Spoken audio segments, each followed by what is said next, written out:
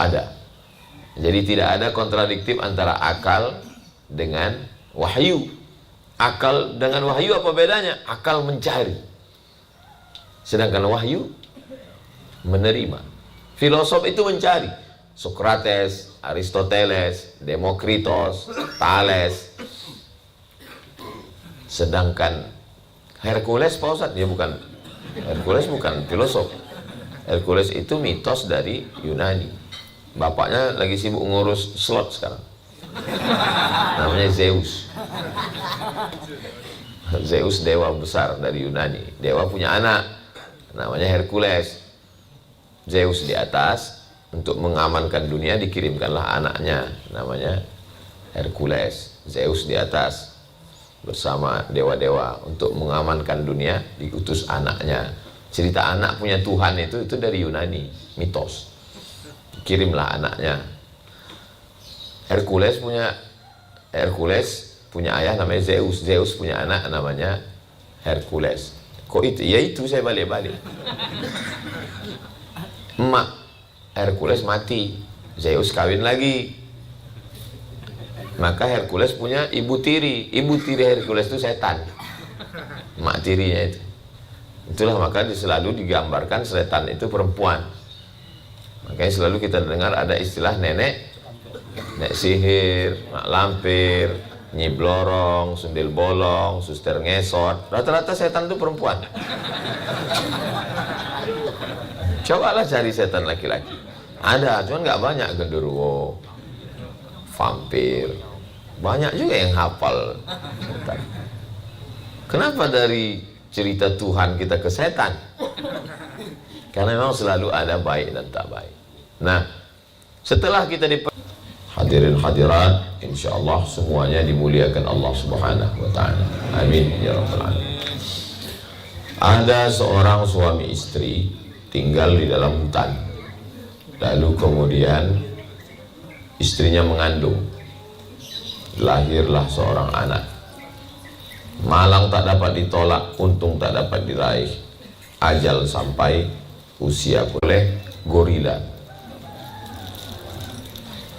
Dibesarkan, dirawat oleh gorila tadi sampai anak ini pun remaja. Setelah anak ini remaja, gorila ini tua.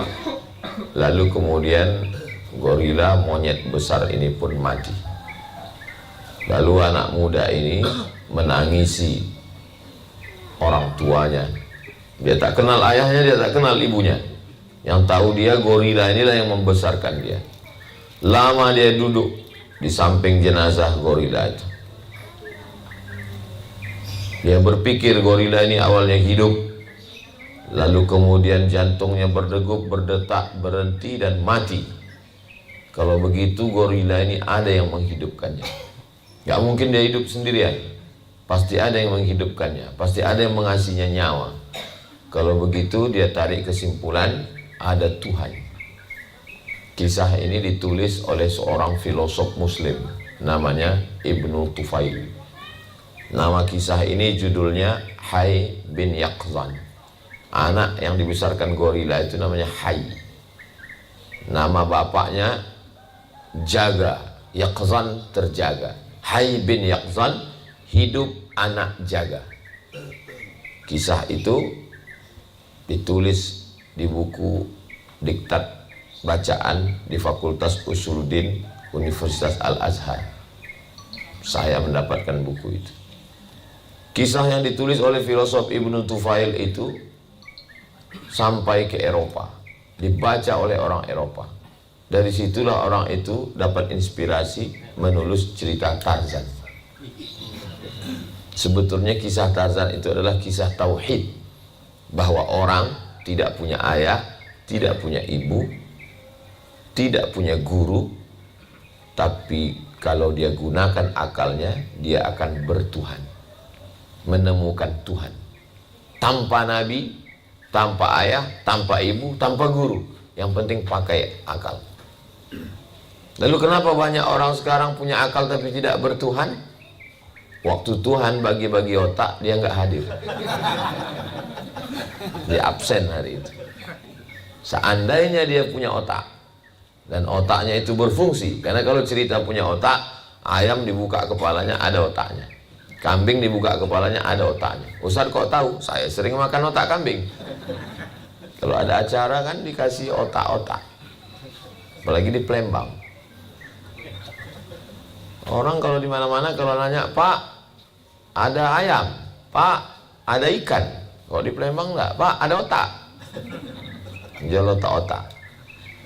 Jadi dengan ada otak, berpikir menemukan Tuhan, tapi nggak tahu siapa nama Tuhannya. Maka ada yang memanggilnya, oh my God, ya Tuhan. Siapa nama Tuhan itu? Maka diutuslah Nabi untuk menjelaskan siapa nama Tuhan. Disitulah ketemunya antara filsafat dengan agama. Filsafat itu adalah cara berpikir, tapi tidak menemukan namanya. Sedangkan agama adalah bukan filsafat. Allah mengirim seorang rasul, dan salah satu rasul yang dikirim itu adalah Sayyidina Muhammad sallallahu alaihi wasallam. Seandainya Nabi Muhammad tidak dikirim orang, tidak dikirim Allah kepada orang, kepada manusia, apakah manusia ini bertuhan? Bertuhan. Karena tidak akan mungkin alam seindah ini, pokok kayu yang hijau, manusia, angin, wujud tanpa ada yang menciptakannya. Pasti ada yang menciptakannya. Orang tiang listrik aja yang kabelnya sebegitu penuh, nggak usah kita bilang semua. Ada yang menciptakannya, ada pabriknya, apalagi alam yang semesta ini. Tapi nama yang menciptakan itu nggak tahu. Maka dikirimlah Nabi. Nabi itu dapat wahyu, maka dikasih tahu siapa namanya. Allah Ar-Rahmanur Rahimul Malikul Qudusus Salamul Mu'minul Muhaiminul Azizul Jabbarul Mutakabbirul Khaliqul Bari'ul Musawwirul Ghafarul Qahharul Wahhab. Di mana dia? Wa huwa ma'akum aina ma kuntum. Dimanapun kamu berada, dia ada. Tak perlu kamu cari-cari. Jauh dia apa dekat? Wa nahnu aqrabu ilaihi min hablil warid. Kami lebih dekat daripada urat nadinya sendiri. Kalau memang dia ada, sehebat apa kekuasaannya? Bupati menguasai kabupaten, gubernur menguasai provinsi. Lahu ma fis samawati wa ma fil ard. Semua yang ada di langit, semua yang ada di bumi punya dia. Kalau memang dia ada, bagaimana pengetahuannya? Tahu nggak dia apa yang terjadi? Wa ma tasqutu min waraqatin illa ya'lamuha. Tidak ada daun yang gugur satu pun sekarang detik ini, dia tahu. Wala ratbin wala yabisin. Bumi yang kering, bumi yang basah. Sekarang bumi sekering-keringnya di Riau. Sampai rumput di depan rumah saya menguning sudah.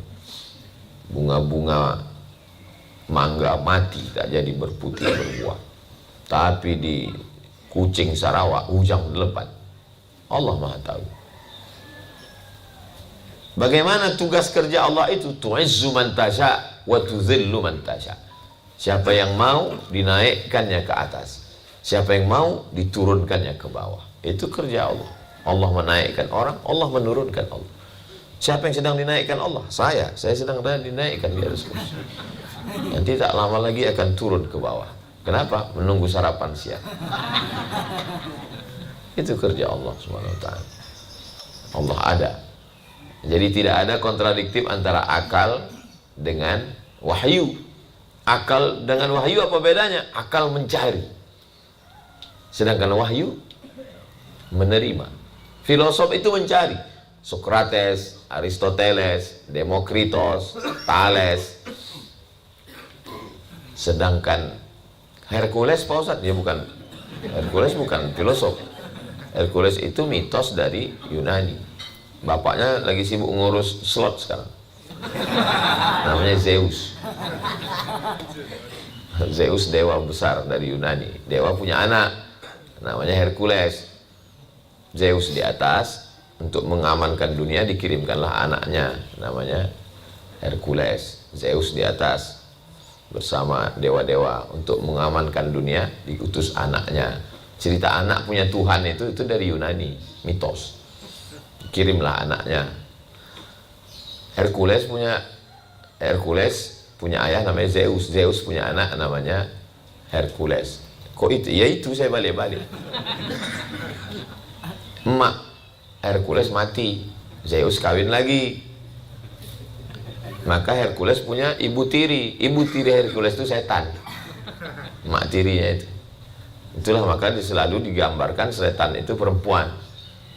Makanya selalu kita dengar ada istilah nenek sihir, mak lampir, nyi blorong, sundel bolong, suster ngesot. Rata-rata setan itu perempuan. Cobalah cari setan laki-laki. Ada, cuman nggak banyak. Genderuwo, vampir, banyak juga yang hafal setan. Kenapa dari cerita Tuhan kita ke setan? Karena memang selalu ada baik dan tak baik. Nah, setelah kita diperkenalkan dengan Tuhan, bahwa Tuhan itu ada, menurut akal dan menurut wahyu Tuhan itu ada. Sekarang bagaimana cara mendekatinya? Bagaimana cara kita mendekati Tuhan itu? Cara mendekatinya adalah dengan beribadah. Nah, cara beribadah itu bagaimana? Cara beribadah, manusia berpikir, berkreasi bagaimana cara beribadah.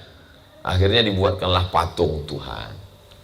Awalnya orang-orang soleh pada zaman Nabi Nuh alaihissalam. Jadi orang-orang soleh, orang-orang baik, meninggal orang baik ini.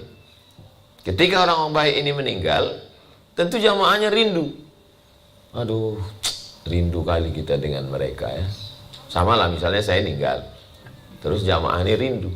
Akhirnya dibuatkanlah patung, namanya patung Uas. Hanya sekarang untuk mengobati kerinduan. Belum nyembah, belum ada cerita. Nyembah, patung itu diletakkan depan rumah. Pas di sini lah kira-kira di sini. Patungnya bentuknya gini. Nah, generasi pertama ngeliat, ya Allah, hilang rindu kami. Meninggal yang generasi pertama. Pas anak-anak antum mulai bawa susu kambing. Was, minum ya. Itulah asal muasal orang menyembah berhala. Generasi pertama nggak ada. Belum ada generasi pertama. Generasi kedua, generasi ketiga. Maka datanglah seorang laki-laki nama membawa cawan tempat air minum. Diisinya susu kambing. Lalu kemudian di depan patung Tuhan itu. Nama Tuhannya Naham. Lain Padang, lain Belalang, lain Lubuk, lain ikannya, lain kampung, lain nama Tuhannya. Kampung sana nama Tuhannya Lata, kampung sana namanya Tuhannya Uzza, kampung sana namanya Manat, kampung sana namanya Gubal, kampung sana namanya, kampung orang ini nama Tuhannya Naham. Pagi-pagi dia bawa, wahai Tuhan Naham, tolong kasih saya kebaikan hari ini untuk kamu ya Tuhan. Habis itu dia pun pejam mata, selamatkan aku dari segala musibah wahai Tuhan. Pas dia buka, dia tengok air susunya habis. Ini minum anjing. Anjingnya ada di situ. Habis itu setelah anjing itu minum kenyang, diangkat anjing itu kakinya sebelah, kencing dia. Dikencinginya Tuhan itu. Mikir orang ini, aku minta rezeki sama Tuhan, rezeki Tuhan aja diminum anjing.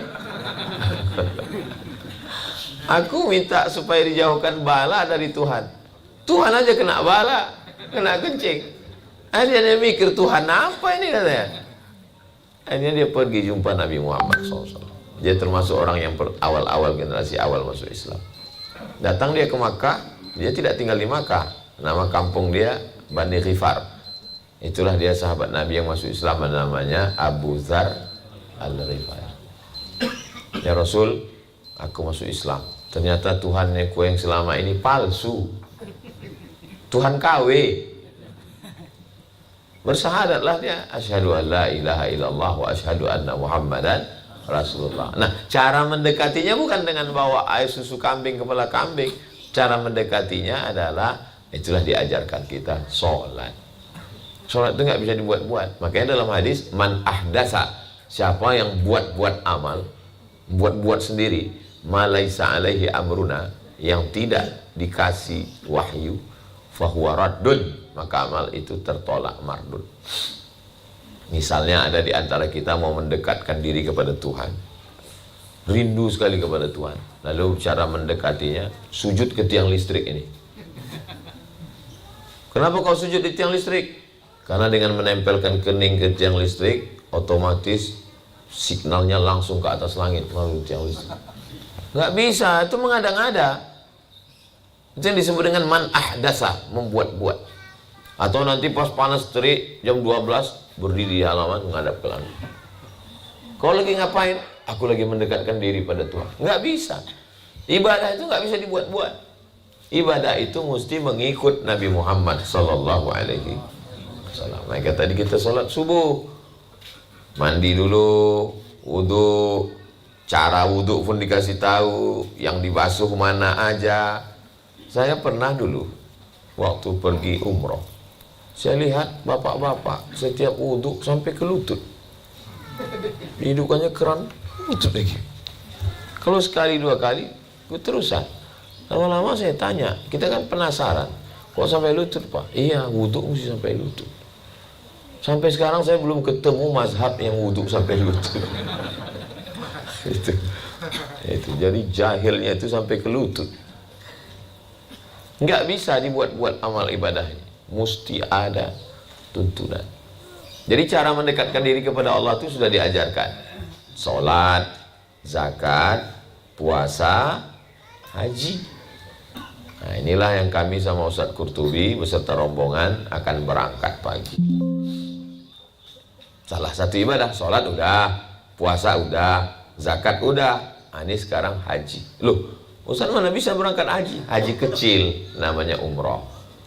Bedanya nggak ada wukufnya. Niat, tawaf, sa'i, tahallul, tartib. Kalau haji ada wukufnya. Nggak ada wukufnya jadi umroh. Niat, tawaf, sa'i, tahallul, tartib. Tartib artinya berurutan. Tawaf dulu baru sa'i, jangan sa'i dulu baru tawaf. Itu namanya umroh sungsang.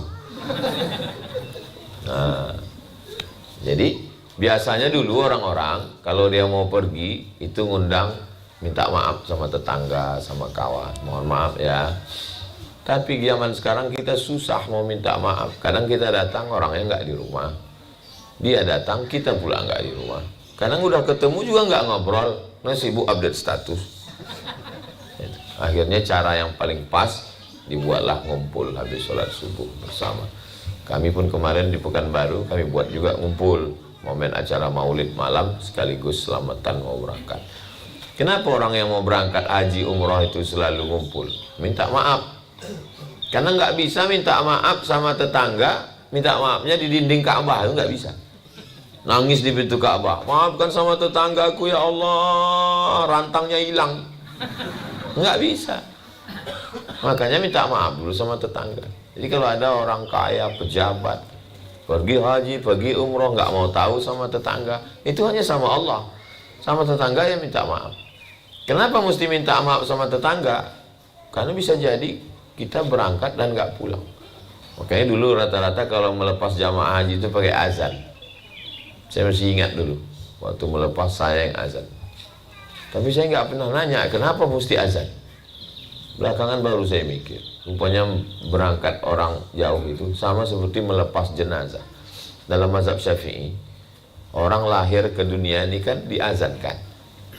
Kalau datangnya diazankan, pulangnya juga diazankan. Dalilnya qiyas. Datangnya diazankan, pulangnya juga diazankan. Orang yang berangkat haji itu dianggap sudah pulang kepada Allah. Karena memang zaman dulu pesawat pertama tahun 1976-1977. Sebelum itu orang berangkat naik kapal laut. Naik kapal laut dari Teluk Bayur, Sumatera Barat, berhenti dulu ke Aceh.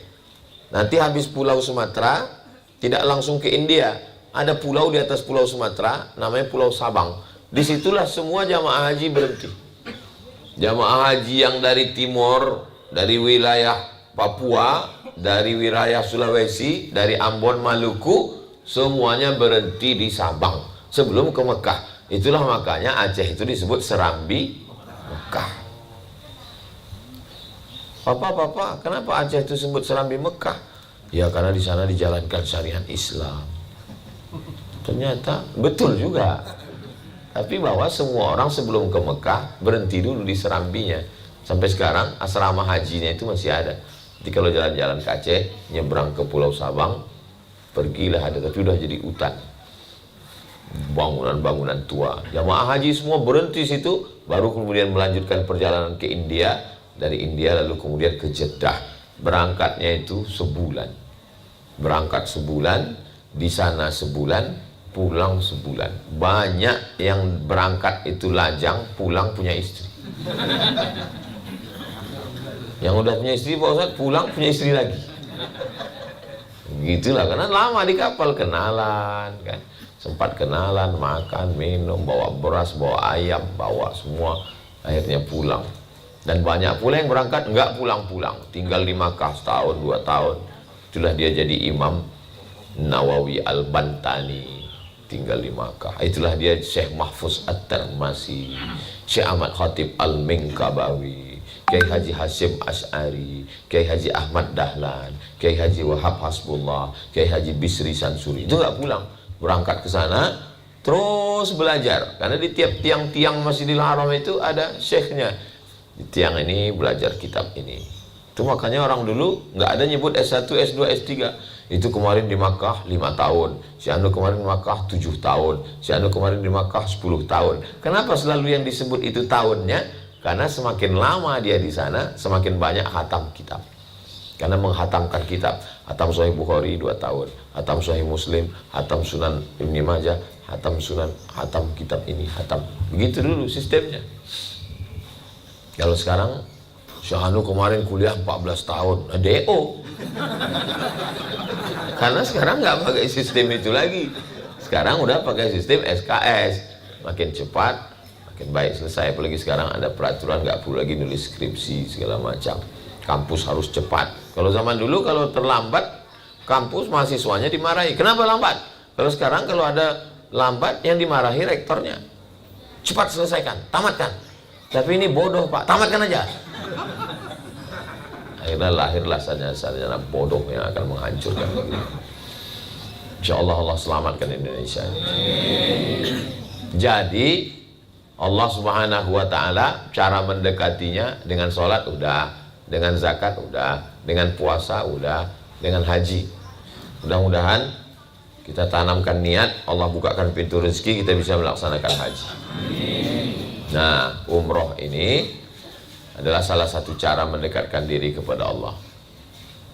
Kalau sholat, tegak, ruku, iktidal, sujud, duduk antara 2 sujud, sujud lagi, duduk, tasyahud, salam. Kalau umroh, tidak begitu ibadahnya. Ibadahnya berputar. Putar.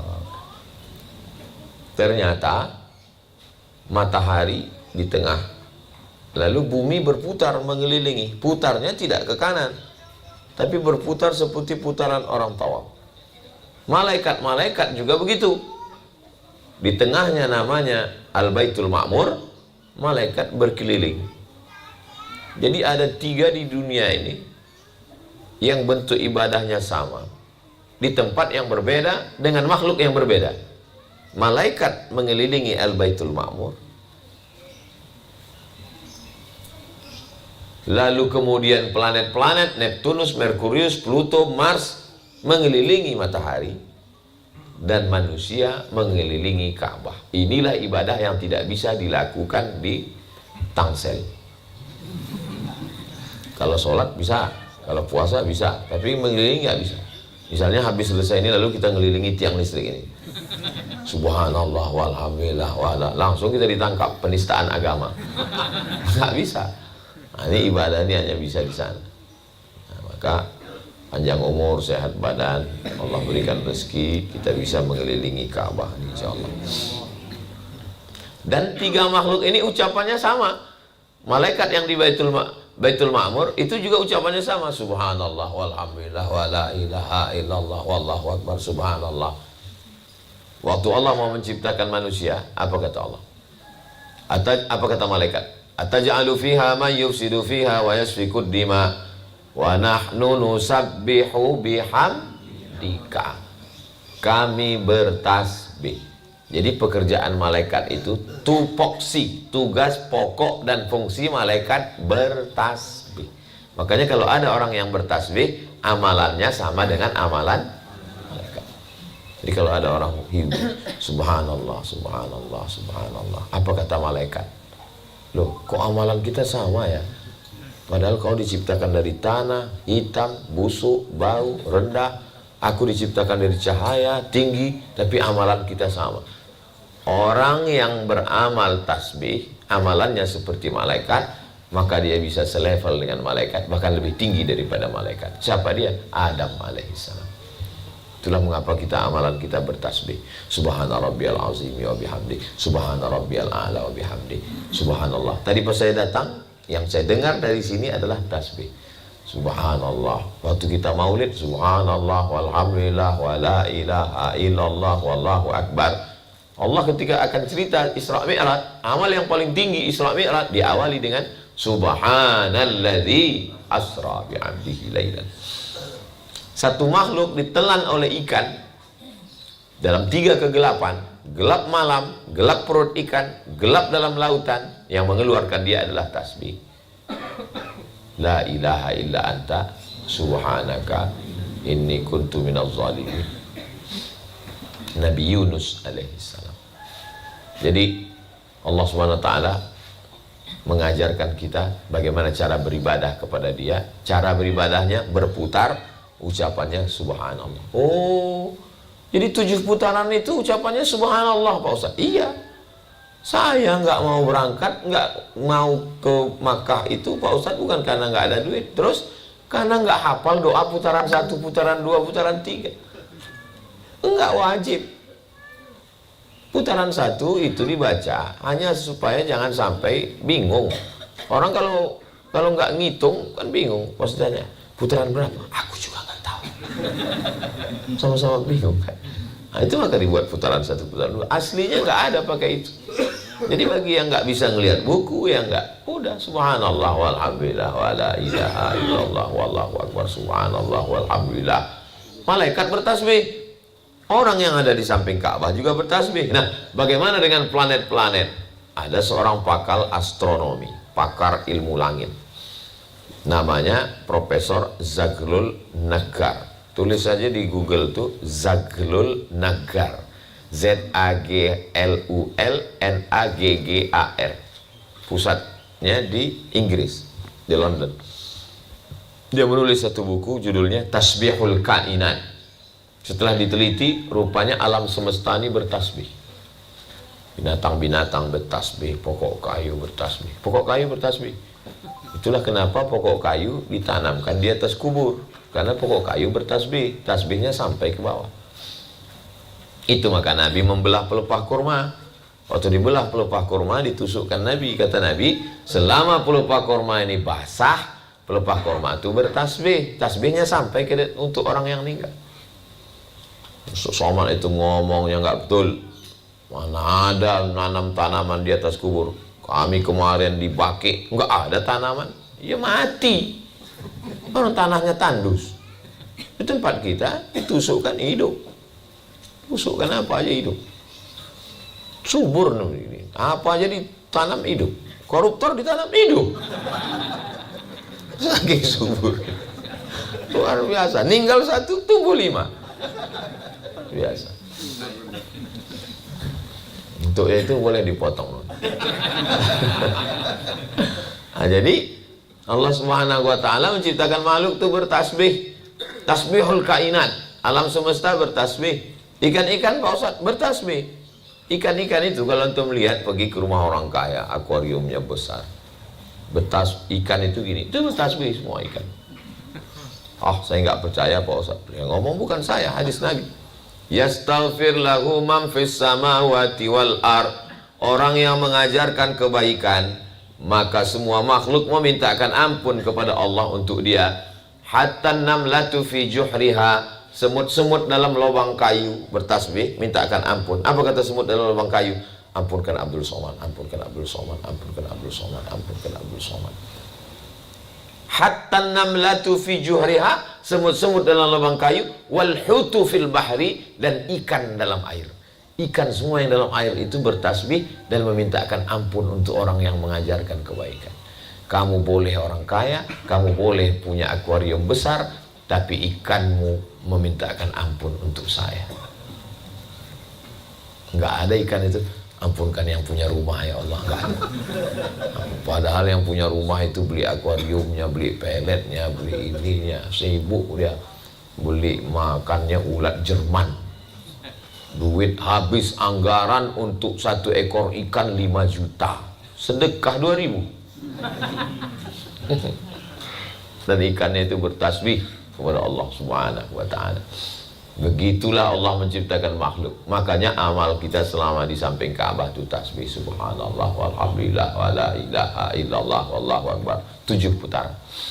Setelah itu lalu kemudian sholat sunat di belakang makam Ibrahim, minum air zam-zam. Allahumma inni as'aluka ilman nafi'an wa rizqan wasi'an wa shifaan min kulli da'in wa saqamin. 3. Ilman wa nafi'an, ilmu bermanfaat, rizqan wasi'an, rezekinya lapang, wa shifaan, sehat.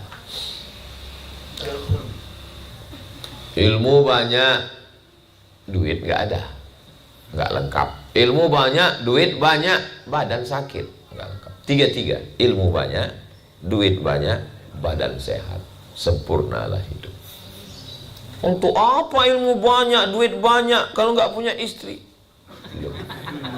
Kalau sudah duit kau banyak, badan kau sehat, nggak mungkin kau nggak punya istri. Iya Pak Ustadz, itu ada orang duitnya banyak tapi homo. Itu berarti badannya nggak sehat, penyakit. Itulah yang mau dirubah orang sekarang. Dia mengatakan ini bukan penyakit, given, ini pemberian dari Tuhan. Mana ada Tuhan menciptakan Adam dan Asep? Mohon maaf Kang Asep. Allah itu menciptakan Adam dan Hawa. Jadi manusia ini diciptakan Allah supaya bertasbih. Bertasbih di samping Ka'bah. Subhanallah walhamdulillah wa la ilaha illallah wallahu akbar. Makanya saya heran kalau ada orang tawaf sambil melakukan sesuatu yang tidak layak di dalam ibadah. Karena tawaf itu ibadah. Oh, jadi Ustadz nggak setuju kalau ada orang di samping Ka'bah foto. Ya foto nggak salah. Mungkin dia tidak sedang tawaf. Dia sedang foto. Kita misalnya sedang sholat ya. Sholat. Pas lagi sedang sholat, tiba-tiba kita ambil kamera. Ya, sholat kan. Ibadah itu, shawab itu ibadah. Tawaf itu ibadah. Selesai itu baru kemudian naik ke atas bukit Safa. Safa, Marwah. 1 kali. Marwah, Safa. 500 meter. Berarti 1, 2, 1 kilo. 3, 4, 2 kilo. 5, 6, 3 kilo. 7, 3 kilo setengah. 3 kilo setengah. Lalu kemudian sebetulnya hikmah yang diambil dari situ adalah bahwa kita melaksanakan sa'i. Kita laki-laki capek berjalan, padahal dulu yang berjalan di antara Safa dan Marwah itu perempuan namanya Hajar, punya anak namanya Ismail. Nangis Ismail, nggak ada air. Naiklah Hajar ke atas bukit Safa, nggak ada air. Naik ke atas bukit Marwah, nggak ada air. Turun dia ke bawah. Turun ke bawah, rupanya airnya ada dari tumit Ismail. Air itu memancar dari tumit Ismail. Itu disebut dengan air Zam-Zam. Zam-Zam artinya berkumpul. Zam-Zam, berkumpullah semua mata air di dunia ini. Induknya Zam-Zam, nggak kering-kering sampai sekarang. Dan kita semua sudah meminumnya, baik yang Zam-Zam asli maupun yang oplosan. Gitulah Allah Subhanahu wa ta'ala. Apa pelajaran dari sini? Bahwa mencari air itu wajib, tapi yang mendapatkan air belum tentu yang lari. Yang lari potang-panting belum tentu mendapatkan air. Malah yang belum bisa jalan dari tumit dia. Bapak nyari rezeki potang-panting. Bapak mau kemana Pak? Ngambil bambu. Bapak mau kemana Pak? nyari mata kail pancing. Bapak kemana Pak? Nyari cacing, nyari kodok untuk mancing. Bapak yang mancing pulang nggak dapat ikan. Yang di rumah nggak mancing malah dapat ikan. Ibu ternyata dapat ikan udah matang, udah gulai langsung. Apa kata si ibu? Apa kamu pagi-pagi belum sholat subuh udah pergi nyari ikan? Ini saya udah dapat ikan matang dikasih tetangga sebelah. Boleh jadi ibu dapat ikan itu dari usaha si bapak. Dan bapak juga jangan berkecil hati. Boleh jadi bapak tidak dapat ikan, tapi Allah kasih ikan yang lebih baik, ikan matang. Tapi jangan gara-gara cerita ini bapak besok nggak jadi mancing. Pas ditanya, mas, bang, kamu gak mancing? Kalau Allah mau berkehendak, itu kehendak Allah. Tapi kita disuruh berusaha. Mencari rezeki wajib, tapi yang mendapatkan rezeki belum tentu yang mencari. Berapa banyak Allah mau kasih, tak ada yang sulit. Innama amruhu idza arada syai'an ayaqula lahu kun. Banyak. Habis sa'i di Bukit Marwah, potong rambut semua. Jadi kalau ada yang lihat ini rambut Ustaz Somad udah mulai panjang ini, nantikan aja besok pagi 3 hari lagi udah gundul semua, potong rambut. Keluar dari ibadah itu seperti al-umratu ilal umrati kafaratul lima bainahuma. Selesai ibadah umrah itu maka bersih dari dosa-dosa seperti bayi yang keluar dari rahim ibu. Bagaimana bayi keluar dari rahim ibunya? Gundul. Ada juga yang gondrong Pak Ustaz. Setelah dia diakikahkan, dipotong rambutnya, dipotongkan kambing, dicukur rambutnya, dikasih nama, bersih. Itu makanya dulu jamaah dari Indonesia setiap pulang haji namanya berubah. Banyak kali berubah. Nama mak saya Hajah Rohana, setelah pulang tetap Rohana, nggak berubah. Nama emaknya Aminah, tetap Aminah. Aminah ini punya emak lagi, moyang saya, namanya Hajah Maryam. Hajah Maryam itu setelah pulang haji, nama aslinya tidak itu. Karena orang zaman dulu begitu kalau pergi haji.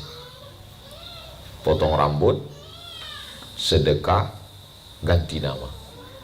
Makanya waktu saya dulu jadi ngurus jamaah haji, waktu mahasiswa, ada juga beberapa jamaah yang masih pikirannya seperti itu. Ustaz, kasih saya nama baru. Nama baru? Saya bilang dulu begitu. Kalau sekarang nggak bisa, karena nama paspor gimana mau ngerubahnya? Nah, itu. Jadi kalau ada sesuatu hal yang membingungkan kita, sesungguhnya itu adalah amalan-amalan orang dulu. Potong rambut, nama baru, pulang dengan semangat yang baru. Dosa-dosa, tapi maksudnya semangatnya baru. Hutang lama tetap. Berarti pulang pas ditagih orang, gimana Pak? Kita mesti semangat baru. Hitungan kita ulang dari nol. Nah, jadi Islam itu kalau saya renung-renungkan, dia ingin bagaimana supaya kita fresh, segar. Salah satu membuat kita fresh, segar itu adalah setelah pulang umroh dengan semangat yang baru, menatap masa depan baru, supaya kalau kita sudah bersemangat, semangat bekerja, semangat beraktivitas, semangat mencari rezeki, maka insya Allah Islam ini akan maju ke depan. Kalau bapak semangat, anak-anak semangat, ibunya semangat, pemimpinnya semangat, orangnya semangat, maka insya Allah Islam menjadi agama yang disegani, Indonesia menjadi kuat, Indonesia menjadi orang-orang yang negeri ini menjadi baldatun thayyibatun warahmatullahi. Itulah tausiah pengantar umroh Ustadz Qurtubi dan sahabat-sahabat Ustadz Somad pada pagi hari ini. Kita tidak tahu doa kita dikabulkan Allah karena kita atau karena orang lain. Itulah mengapa doa minta hujan itu istisqa rame-rame. Kenapa? Kenapa doa istisqa minta hujan itu rame-rame? Supaya kalau hujannya nggak turun, imam nggak disalahkan. Salah apa ini? Ustadz Somad udah jadi imam kok nggak hujan, nggak turun. Dan kalau hujannya turun, imamnya nggak kegeeran. Nah, gara-gara saya kan. Tapi karena kebersamaan. Dan saya sampai sekarang nggak pernah sholat istisqa minta hujan. Ini kan udah mulai kabut asap lagi nih. Udah mulai pada permintaan-permintaan, nggak pernah. Kenapa Ustaz Somad nggak pernah mau jadi imam istisqa minta hujan? Gimana saya mau jadi imam istisqa? Orang yang bakar hutan ikut jadi makmum di belakang. Nah, kita hanya jadi pelengkap sandiwara aja. Apa? Kita menangis serius, dia di belakang pura-pura. Ya Allah, selesaikanlah asap ini. Kata dia di belakang, iya ya Allah. Kata dia yang bakar. Yang satu lagi nggak ikut membakar, cuman dengan adanya asap itu dia dapat anggaran. Alhamdulillah ada asap nih, kata dia. Kita diproyekkannya, mana aku mau. Jadi kita disuruh beramal ikhlas, tulus karena Allah Subhanahu wa taala. Mudah-mudahan kita termasuk orang yang ikhlas karena Allah. Ini orang-orang ikhlas, orang-orang baik. Di akhir majelis ini mari kita sama berdoa kepada Allah. Mudah-mudahan keberangkatan ini diberkahi Allah. Selamat pergi, selamat di sana selamat, selamat pulang, dan setelah itu mendapatkan umrah yang makbulah insyaallah. Al-hazin ini untuk niat yang baik. Al-Fatihah. A'udzubillahi minasyaitonirrajim. Bismillahirrahmanirrahim. Alhamdulillahirabbil alamin arrahmanir rahim maliki yaumiddin iyyaka na'budu wa iyyaka nasta'in. Ihdinas siratal mustaqim siratal ladzina an'amta 'alaihim ghairil maghdubi 'alaihim waladdallin. Amin. Allahumma shalli ala sayidina Muhammad wa ala ali sayidina Muhammad. Assalamualaikum ya Rasulullah. Allahumma ja'al umratana umratan maqbulah. Jadikanlah umrah yang kami laksanakan umrah yang diterima di sisimu sebagai amal ibadah. Allahumma ja'alna minal mukhlasin. Jadikan kami orang yang ikhlas. Allahumma aftah lana abwabal khair wa abwabal ni'mah wa abwabal barakah. Bukakan untuk kami pintu-pintu kebaikan, pintu-pintu nikmat, pintu-pintu barakah. Ya Fattah, Engkau yang membukakan segala yang tertutup. Iftah lana abwabal rizq.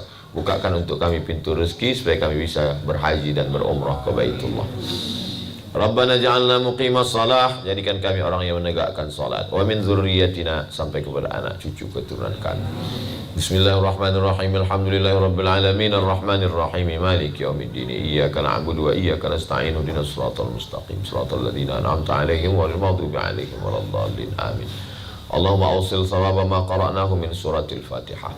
Sampaikanlah pahala bacaan dari surat Al-Fatihah, tahtim, tahlil, ayat, surat, zikir yang kami baca kepada almarhum ayahanda Haji Mujtabah beserta wa furu'ihi wa usulihi beserta keluarganya, wa ila arwahi abaina wa ummahatina, almarhumah ibu, almarhum ayah kami, man ahsana ilaina, orang-orang pernah berbuat baik pada kami belum sempat kami membalasnya.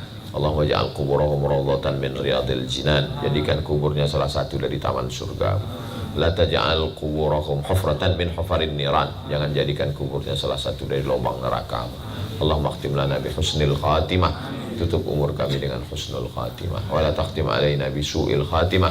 Jangan tutup dengan su'ul khatimah. Rabbana atina fid dunya hasanah fil akhirati hasanah wa qina adzabannar. Wa sallallahu ala sayyidina Muhammad wa ala alihi wa sahbihi wasallam walhamdulillahi rabbil alamin. Taqabbalallahu minkum minna wa minkum taqabbal ya karim. Terima kasih atas segala perhatian. Mohon maaf atas segala kesilapan dan kekhilafan. Aqulu qawli hadza astaghfirullah li wa lakum. Wassalamualaikum warahmatullahi wabarakatuh.